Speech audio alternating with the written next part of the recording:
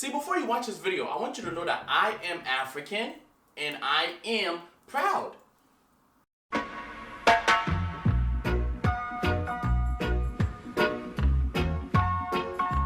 What's up, CK Fam? This is your boy Clifford Kyei back today with another YouTube video, and today's video is a story time. But before we get into today's video, if today's your first time on my YouTube channel, please don't forget to subscribe, watch my old videos, give them a huge thumbs up, share them with your friends and family, and become part of the CK Fam. All you have to do is to subscribe and turn your notification bell on.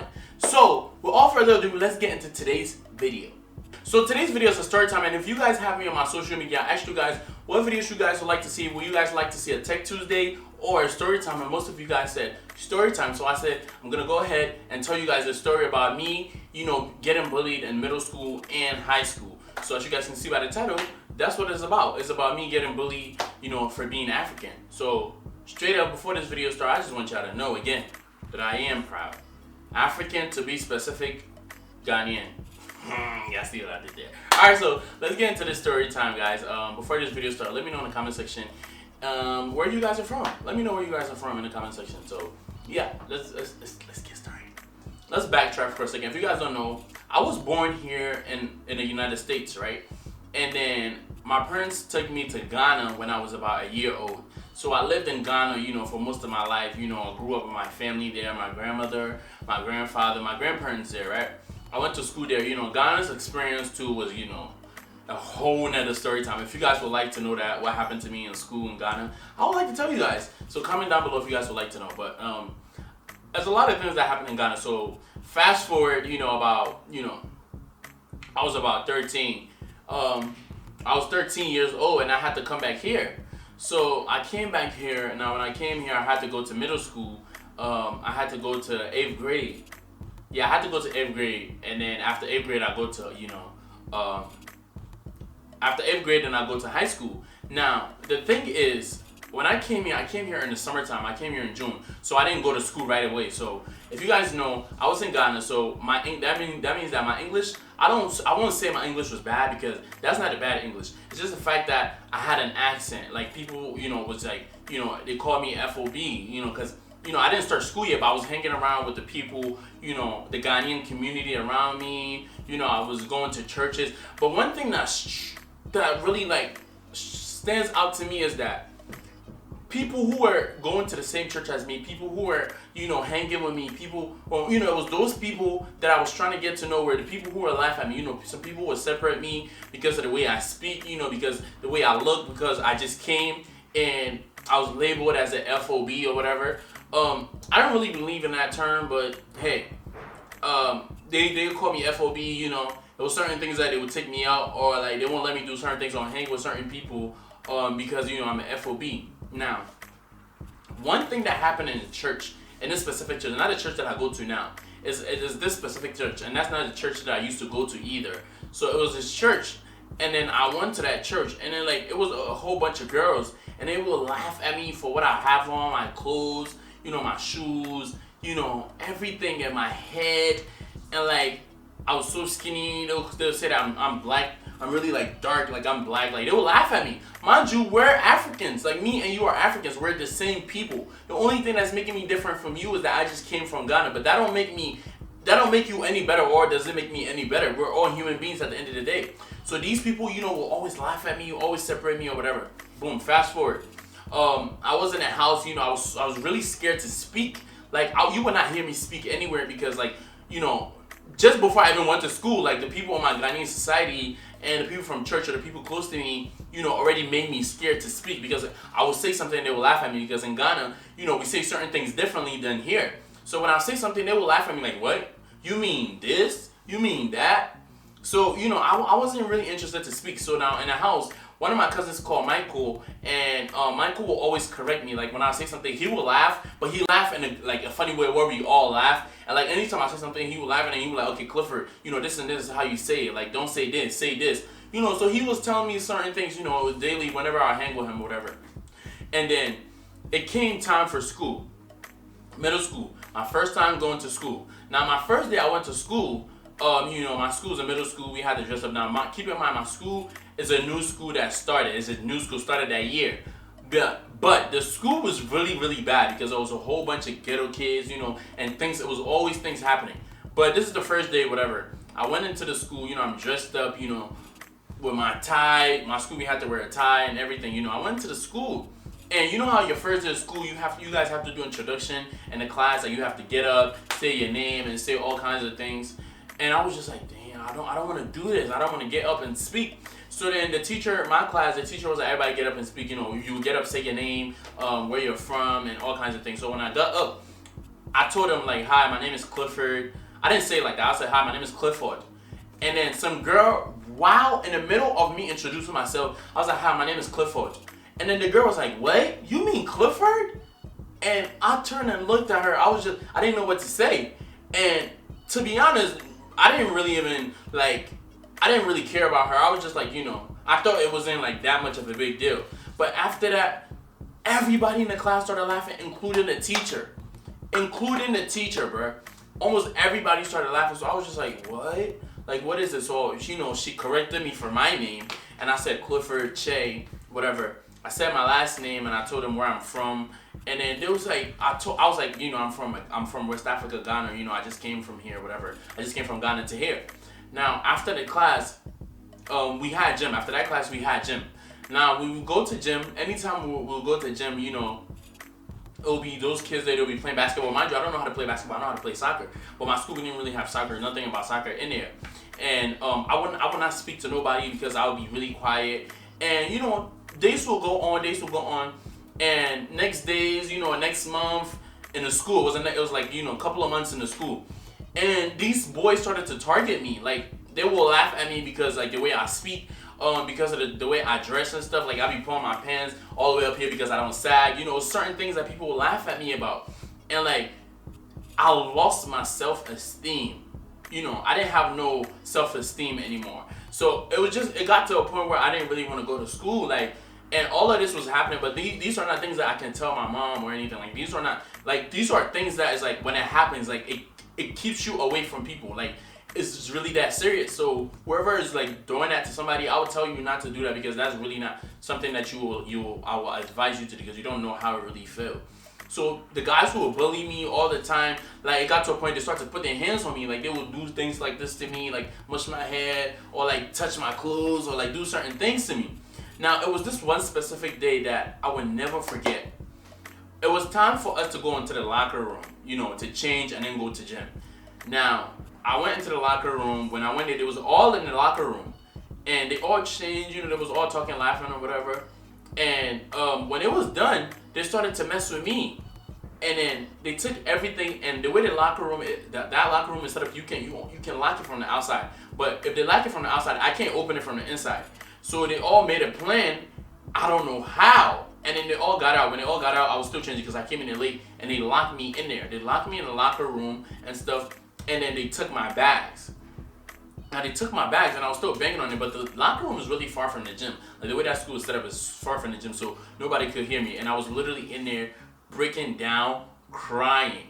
Yo, when I say I was crying, bro, I was crying because it's like, wow, like, did I come here for this? Like, this is really how people are. So they will climb up to the thing, like the locker room, and they were able to look at me through in there, and like they will start to throw like paper balls at me, throw a lot of things at me. They were just straight up bullying me, and they will always, like, after they would bully me, and when we go into classes and stuff, they will say, "Oh, Clifford don't never speak. Like, he don't ever speak," and then they will try to mimic me and be like, "Oh, hello, how are you doing?" Like, they would try to put on that accent, trying to be funny. Now, it was this one boy that, stood up for me one day. And the guy, his name is Saya. He's dead now. It was one day, he was just like, he didn't know that was going on. So, and he's a goofy person. He liked messing with people. So I thought he was ever about to mess with me. And then he was like, don't let these people get to you like that. He talked to me or whatever. And he was like, from now on, whatever happens, he's going to be there for me. Like, he's going to be there. He's going to have my back. So, the kids came, whatever, and whenever they try to get me, he will get at them and like they will stop. He would tell them to stop and stuff and they will stop. But it got to a point where like they started to attack me on social media. Now, when I was young, I wasn't really like I didn't really know. They started to attack me on Facebook. So I stopped using Facebook for a while. I wasn't doing nothing. Like, it discouraged me to, do anything in a school, to speak to people. That was done. Like, they literally bullied me. They called me all kinds of names, it was just sad. Like, people literally sat there and hated on me, like, for no reason. Now, fast forward to high school, I went to American history. So because of my past in middle school, I wasn't interested in nothing. I would go to school and then I would leave school after that. Like, as soon as school's over, I'm out. As soon as school ends, I hear that bell, I'm out. I wasn't interested in nothing. I wasn't talking to people. I would just go to school, I do my work, I do everything, and I leave. So it was this one teacher that one day, I don't know, she just looking at me for a while. Like, she would always tell me, oh, join this, join that. I'm like, sis, I'm not interested. I'm not about to do this. So then if I'm trying to do something, these people say, I don't have time for that. I don't want nobody to bully me again, so right after school, I'm out. And then one day she just pulled me, like I was going to lunch, and then she pulled me to come, and then she told me, when you speak, you have confidence. That's what she said. And I looked at her like, sis, people over here laughing at me for the way I speak. Is that your own way of trying to laugh at me? Mind you, this teacher was my Spanish teacher. Her name is Miss Davis Parks. And I thank God for her life so much. Now, I was like, what is she talking about? So she was like, come by after school, I will start training you, because she's part of Stand and Deliver, and she would train me and like be able to have confidence to speak and like show me how to pronunciate words and just all kinds of things. She gonna help me to stand and deliver.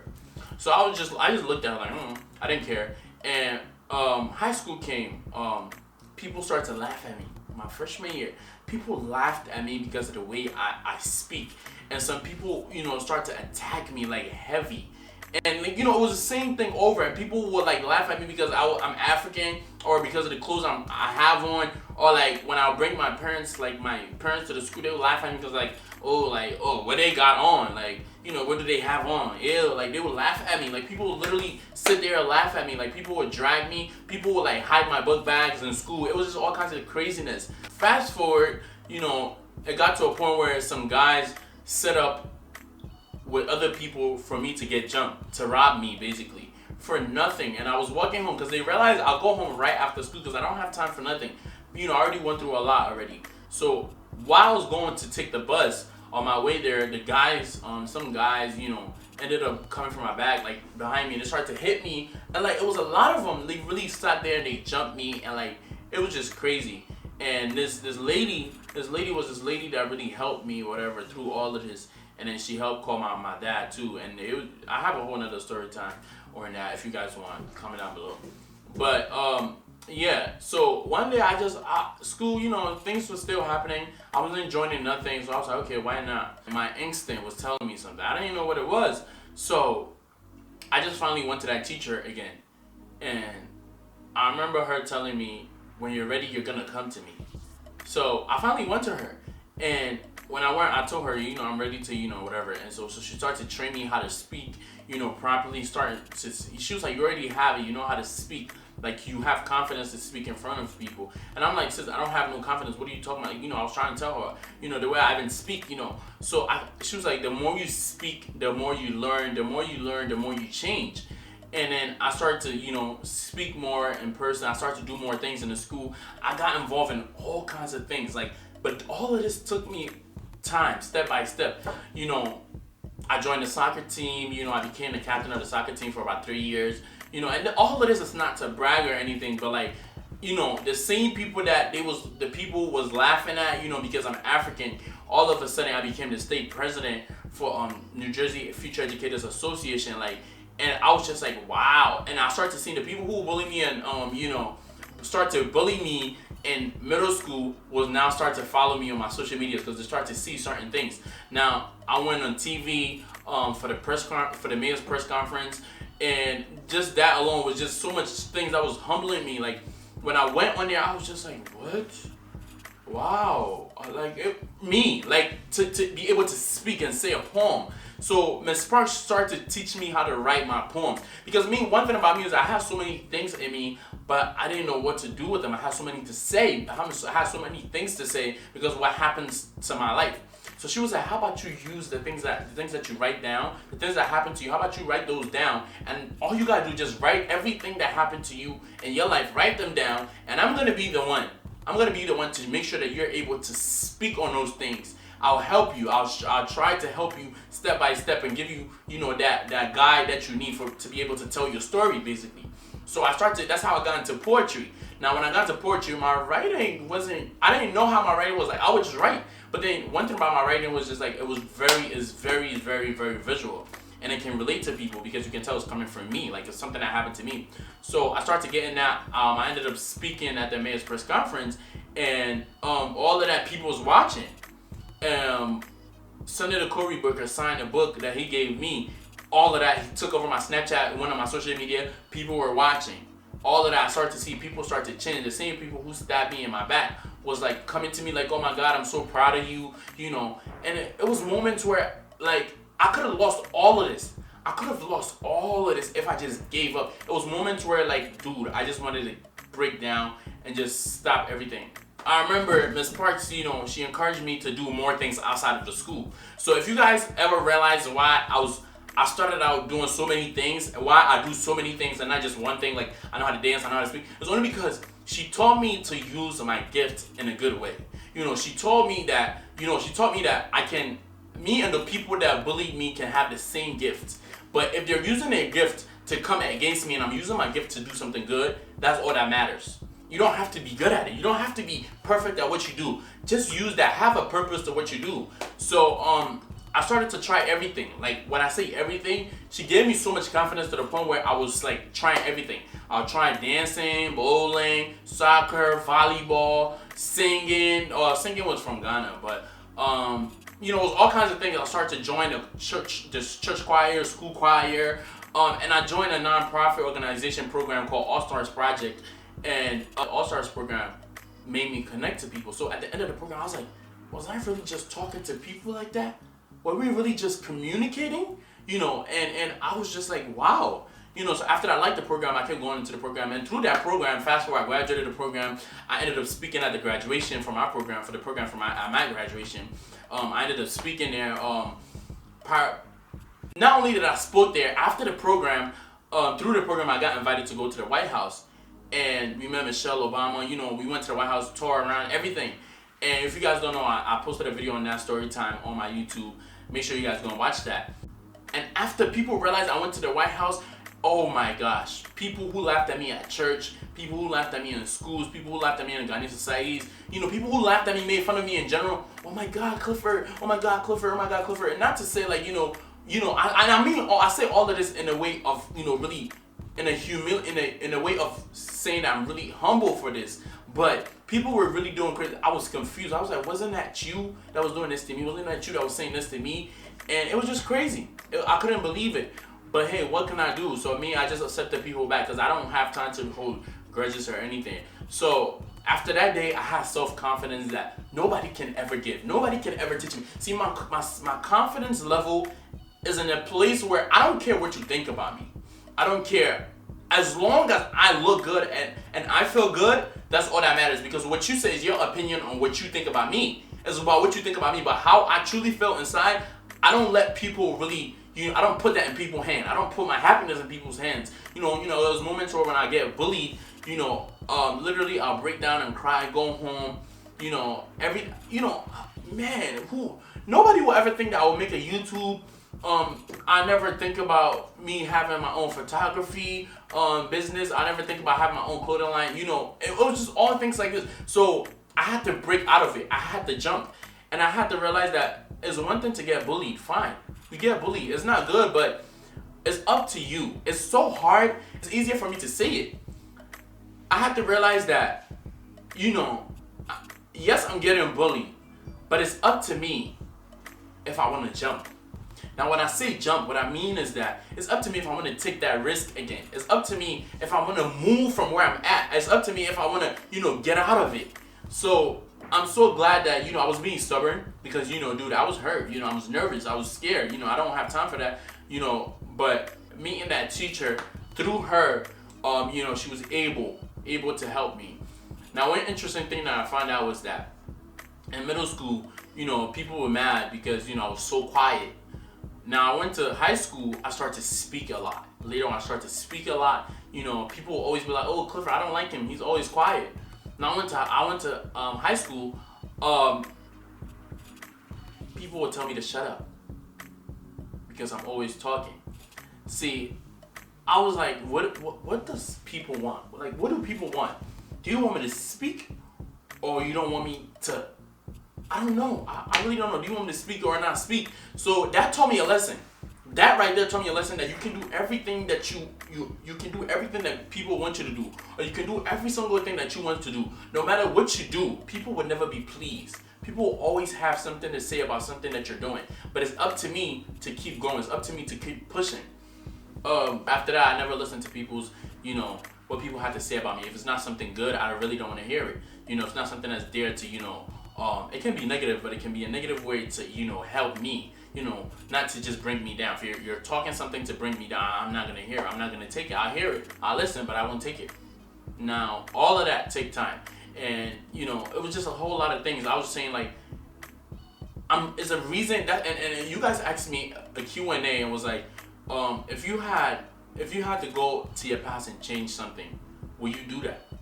And I was like, no, because I thank God for my past. I thank God that I was bullied. I thank God that people laughed at me because I was African. I thank God that people laughed at me because of the way I look. I thank God that people, chose to separate me because of where I'm from. I thank God that people chose to put a label on me because of how I speak. I thank God that people chose, other people are not me because of my beliefs.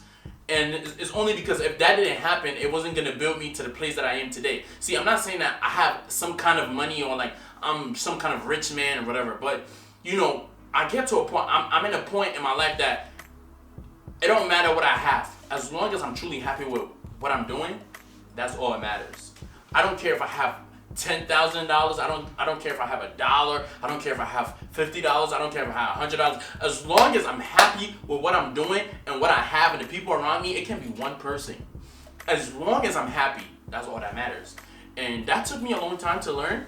But I'll say if anybody is going through some kind of problem like this, if you're going through bullying, anxiety, you feel like giving up anything, you can always DM me. You can always DM me. You can always, send me an email if you want me to answer some kind of question, some kind of advice.